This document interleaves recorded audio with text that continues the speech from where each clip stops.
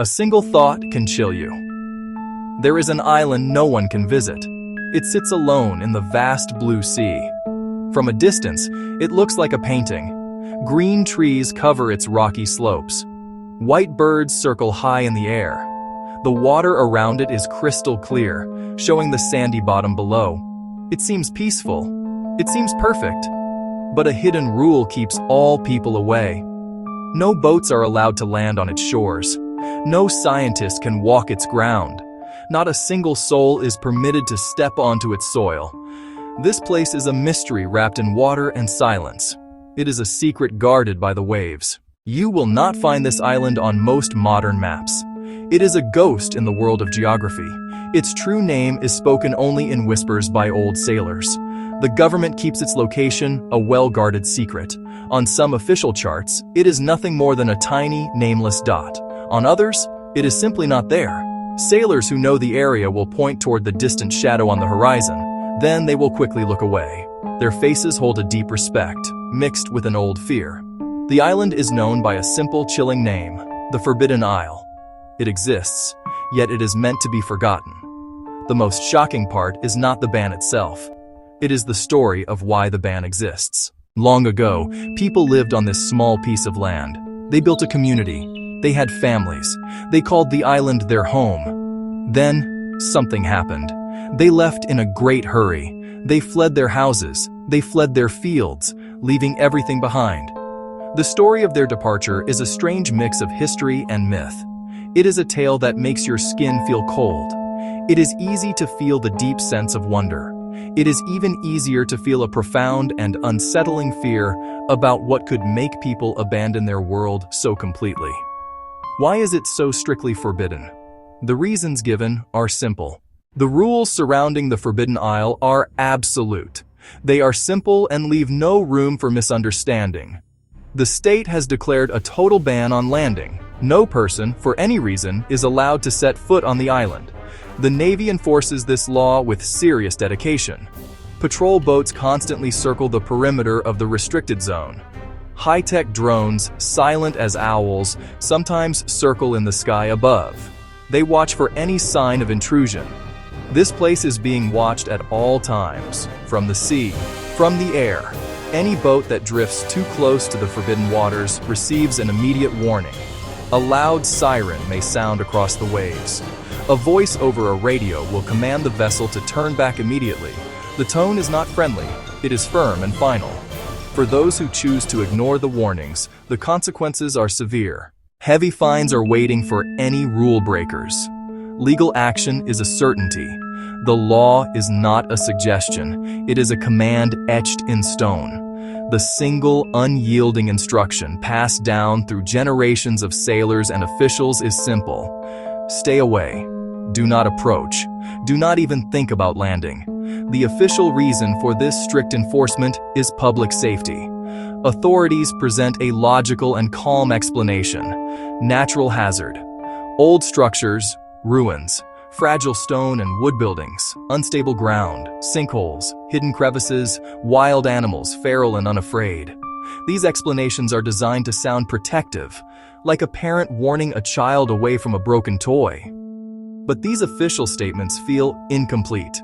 They feel like a story with missing pages. While the reasons sound plausible, they do not seem to match the level of security. A long time ago, the Forbidden Isle was not forbidden at all. It was home to a small, tight-knit community. A handful of families lived there, generation after generation. They built their homes from the island's own wood, stone. The houses were simple but strong, designed to withstand the sea winds. They cultivated small plots of land, growing vegetables, grains. Their lives were tied to the rhythm of the ocean. They fished in the clear waters, their small boats bobbing on the gentle waves. In the evenings, they would gather to sing old songs, their voices carrying on the breeze. It was a simple, quiet existence. Then one day, a strange shadow fell over their peaceful lives. It was not a cloud in the sky. It was something inside their own minds. People began to change in subtle, unsettling ways. A quiet sadness settled over the community. Some people grew distant and silent, losing interest in their work and their families. Others would wake in the middle of the night, drenched in a cold sweat from nightmares. A feeling of unease spread through the village like a slow-moving fog. No one could explain what was happening. They only knew their world was turning into something they no longer recognized. A doctor from the mainland was called to the island. He was a man of science, expecting to find a common illness. He examined many of the islanders. He listened to their hearts. He asked them questions about their feelings. He found signs of a peculiar sickness, something he had never seen before. The ailment did not match any known disease in his medical books. The people were suffering changes in their moods, their memories, their perception of reality. The doctor became deeply alarmed. He warned the village elders. He told them something on the island itself was the cause. He said the island needed to be sealed off from the world.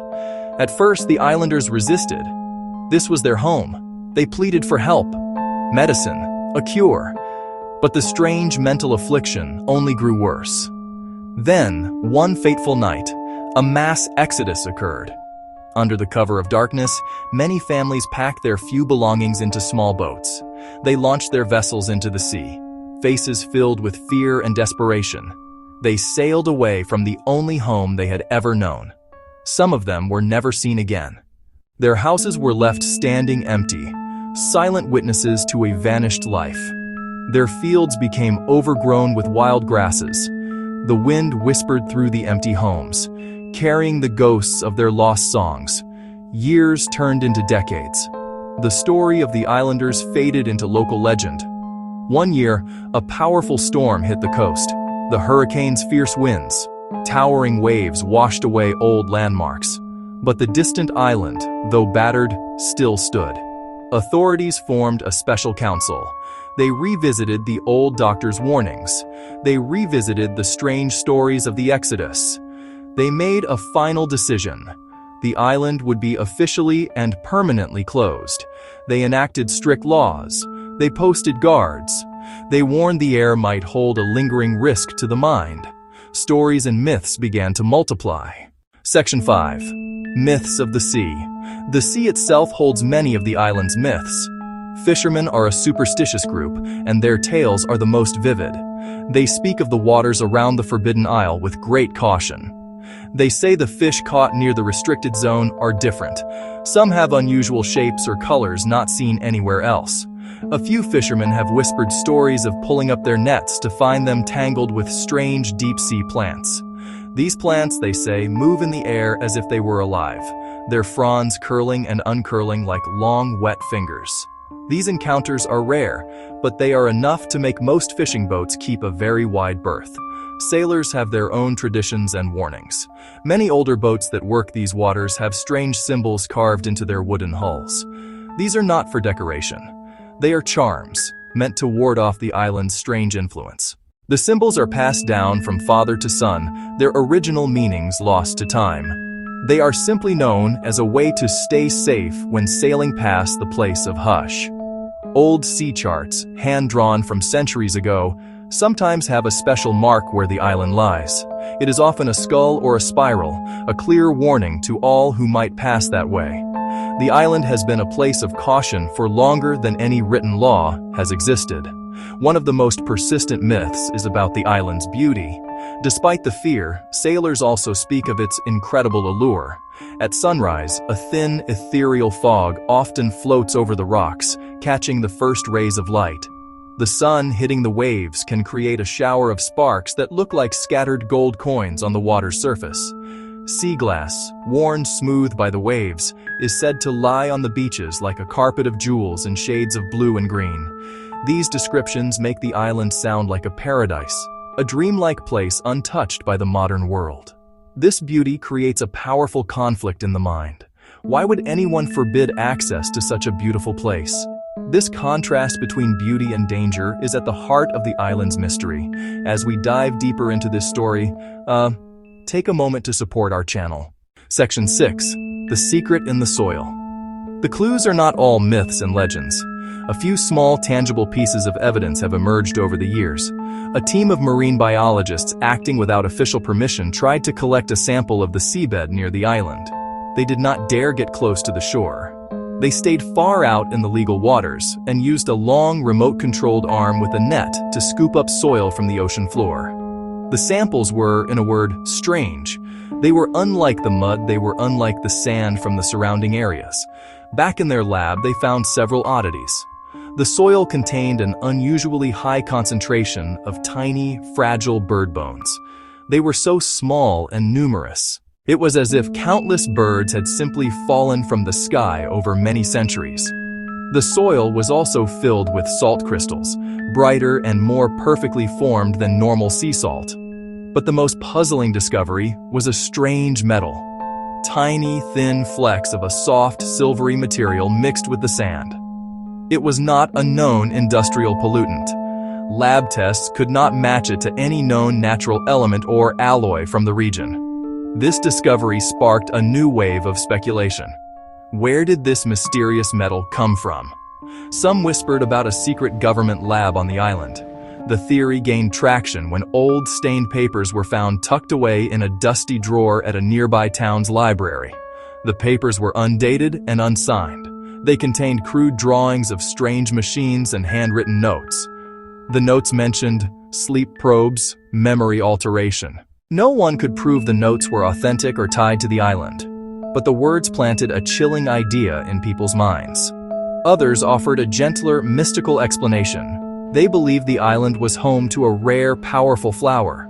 The flower bloomed only under the light of a full moon. Its scent had a profound effect on the human mind.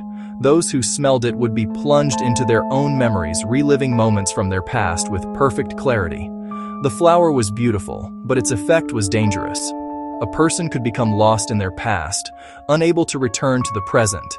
They might forget who they are. In this version, the island was forbidden not out of fear, but to protect people from a beautiful but dangerous truth. If you find this mystery as compelling as we do, please subscribe. Like this video, and share it with someone who loves a good puzzle. Section 7. The Pilot's Lost Time. The mystery of the Forbidden Isle is not confined to the sea. The mystery of the Forbidden Isle is not confined to the land. It extends into the sky above. One of the most compelling and unsettling accounts came from a military pilot. He was a seasoned Navy aviator on a routine patrol mission. He wished to remain anonymous. His story leaked years later. He flew near the island's restricted airspace and saw something extraordinary. At sunrise, a brilliant blue flash erupted from the island's center. An intense, silent pulse lasted a second, then vanished. Immediately, his jet's instruments went haywire. His radio died, nothing but static. His navigation system flickered and failed. He was flying blind, with no communication and no sense of direction. The experience was disorienting and frightening. After what felt like moments, his systems came back online. The radio crackled back to life. The navigation screen rebooted. Everything appeared normal again. He checked his mission clock and dread tightened in his stomach. 2 full minutes were unaccounted for. He had no memory of those minutes. Deeply shaken, he reported the incident after landing. He described the blue flash, the instrument failure, and the 2 missing minutes.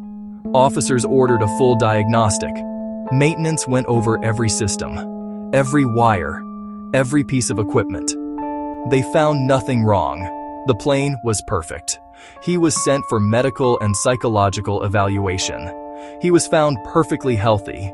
He returned to duty but was changed. Quieter, more reserved. He never spoke of it again. This modern account adds to the island's ancient mystery. Section 8. The Old Woman's Journey. Amidst all the rules, warnings, and fears, one story stands out. Rules, warnings, fears. It is a tale of quiet defiance. An old woman who lived in a coastal town near the island decided one day to break the law. She was small and frail, but her eyes held a fierce bravery. She did not make a grand announcement. One night under a sky with no moon, she slipped down to the shore. She untied a small, simple boat and rowed herself across the dark water toward the Forbidden Isle. She was gone for many hours. The townspeople who knew her held their breath, fearing they would never see her again. But just before dawn, her little boat reappeared, and she rowed back to shore. When she returned, she was not frantic or afraid. She was calm. The authorities questioned her, but she was not intimidated. Townspeople gathered around, desperate to know what she had seen. They asked her if the stories were true. Was the island dangerous? Was it haunted? The old woman simply smiled a small, gentle smile. I needed to see. She refused to speak of any danger. She said she walked alone on the island's shores and listened to the wind. She said the island spoke to her, not in a human voice, but in a feeling. It told her stories of the lost songs of the people who once lived there. She kept the rest of her experience to herself. She would not say what she saw in the center of the island, or if she went inside the mysterious tower, but her eyes had a new light in them. They shone as if she had watched a beautiful secret film that no one else was allowed to see. She was known in her town as someone who never lied. Her simple, peaceful account of her journey made people think in a completely different way.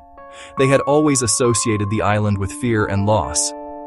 But the old woman's story suggested something else. It added a new layer of profound wonder to the mystery. Her journey planted a new idea in the minds of the local people. Maybe the island was not just a place of danger. Maybe it was a place of memory. Section 9. A Secret Song. The final twist in this story is perhaps the most unexpected of all. The island is not empty. It is not just a place of ghosts and memories. It is teeming with life, but life that is unique to its shores.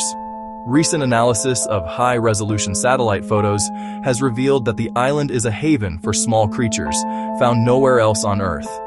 Tiny, brightly colored crabs with intricate patterns on their shells. They race between the stones on the beach. A species of iridescent beetle, shining like a drop of oil on a leaf. It hides in the dense foliage. These creatures evolved in complete isolation, creating a miniature world all their own.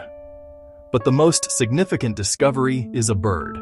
It is a small, unassuming creature with a crest of pure white feathers on its head. Scientists who have studied long-range audio recordings from near the island have identified its song. It is unlike any other birdsong ever recorded. It is not a complex melody, but a single, pure, resonant note. Those who have studied the recordings describe the sound as being like a single, perfectly tuned crystal bell. The note hangs in the air for a moment, clear and sharp, before fading into silence. It is a sound of profound and simple beauty. This unique bird song has led to a startling new theory. Some acoustical biologists now believe the song itself may be the reason the island is forbidden. They speculate that the specific frequency of the bird's note might have a psychoactive effect on the human brain. The sound, they theorize, might be able to temporarily alter a person's state of mind, inducing feelings of deep calm, sadness, or even memory recall. This could explain the strange mental affliction of the original islanders. It could also explain why the island is considered a hazard. The danger is not a monster or a poison, but a sound. If this theory is true, then the Forbidden Isle is not a scary place at all. It is a guardian. It is the keeper of a single, powerful note that the world is not meant to hear on a regular basis. The rules and the patrols are not there to imprison a secret, but to protect a delicate and powerful piece of nature. The island's secret is a song. We only have small pieces of the truth. We have the myths of the sea, the old woman's smile, and the pilot's lost minutes. And now, we have the echo of a single, perfect note. For more quiet stories and deep mysteries, do not forget to subscribe to our channel. Like this tale, if it gave you a sense of wonder. Share it with someone who loves the unknown. And please, comment below. Tell us what you think the island's true secret is. The sea continues to keep the island's secret. The wind continues to carry its songs. We can only watch from a distance. We can only wonder.